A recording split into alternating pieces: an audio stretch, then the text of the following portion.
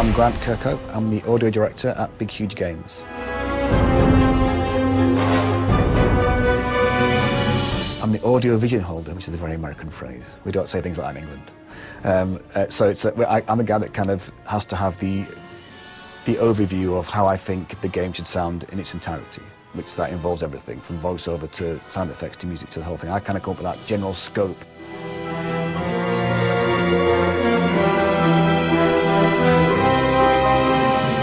I applied to BHG because I wasn't really bothered about if it was a big company or a huge successful company or a big name. I wanted to feel that it was a place I could go that felt vibey about what they were doing and it's kind of angst, and a place where I thought I could make a difference or make a contribution.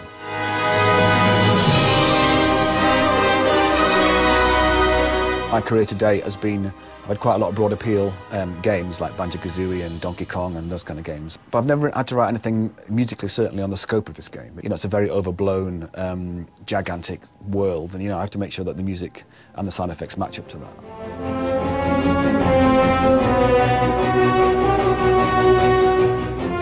Sound effect-wise, we've tried to go for that similar overblown feel. You know, this game's, you've got a lot of combat in it, you know.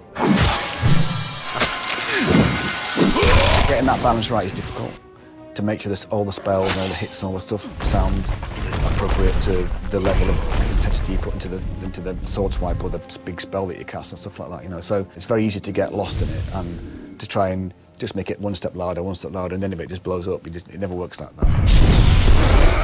A bad sound design can murder a game, absolutely kill it. If you've got a repetitive noise, like a footstep or something like that, that is absolutely awful, it will drive people mad, and they won't want to play it for that reason. It's a really kind of juggling act to try and get a sound that is obtrusive enough that it's all right, but not too obtrusive that gets on your nerves, all that kind of stuff, that kind of mixing of it all and playing with it and turning it up and down, you know, and it's all about attention to detail and taking little small increments and little steps to build up this kind of big soundscape that works.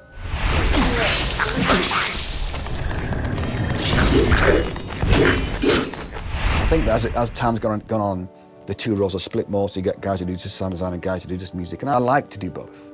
I like to be able to do, because it gives me a break from just composing over and over again or just doing sound design over and over again. I like to get that kind of variety. It's great fun to do both as well. It makes it much more, you know, go and find 50 fart samples for the farting gorilla. There isn't a farting gorilla in Reckoning, but other games I've done, there probably is a farting gorilla somewhere. I've tried to really take a step up on my own kind of development to try and make myself work harder than I do before, so I've tried to learn an awful lot more to make the boss music and all the music in the game sound bigger than normal. My usual influences usually do end up being Dan Elfman and John Williams and, you know, people like that. You know, that's the kind of people that I aspire to, and I'll probably lean more towards John Williams at the moment. I think John Williams can be easily overlooked because people think, oh, he writes those tunes like E.T. and all that kind of stuff, you know. But if you listen to his music for his fight sequences or anything else, it's tremendous. It's massively chromatic. It's very complicated. It's all over the place. It's not easy to keep up with what he's doing because he's so good at that. But when it comes to the big tune, he's right on the money with it, you know. So I have tried in my own small way to do something like that, and I'd like to think that it sounds a bit different to other people's games. I've tried to be different with our game. It's very dark, there's lots of big sequences that are just complete minor chord after minor chord after minor chord. It doesn't change. There's very little major chordness in a lot of the levels. In one of the particular regions, it's just major chords strung together, major triads, and that's just to make it sound different.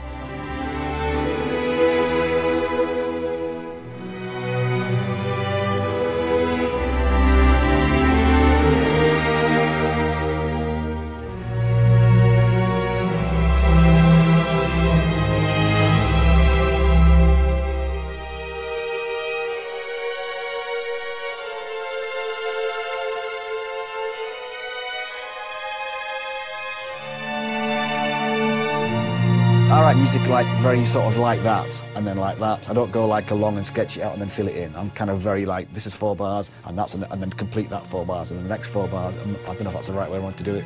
It might be, I don't know. Every composer's probably going, oh my God, he's terrible. I played in orchestras from the age of 11 on trumpet, so I do know how this sounds. That's why I think when I came to write for orchestra, I didn't find it very difficult. But you never get used to that kind of, just the wealth of it. It sounds so, it's such a different sensation. I mean, there's nothing like just having that 85, 90 people sat there, you know, playing your music. It's incredible, you know. I mean, this time, I use like 2 euphoniums extra, 3 trombones, bass trombone, tuba, 3 trumpets, 6 French horns, triple woodwinds, double strings, massive, you know, I just really went for the numbers of people, and you know, you get such a massive, thick sound doing that.